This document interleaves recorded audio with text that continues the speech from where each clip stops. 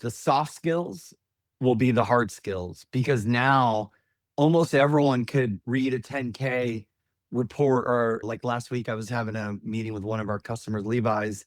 I used Gong AI Briefer to actually understand everything we did with Levi's. But I will tell you, when you get in front of a customer, this is where I think you need the soft skills. How do you actually be curious and authentic and understand what problems you're trying to solve without AI teaching you that? A lot of times you potentially could get the meeting, but when you get that meeting, what do you say? And I think this will be the differentiator now that AI is helping us be productive and insightful as we engage with customers. By the way, not just top of funnel, post sales support and beyond.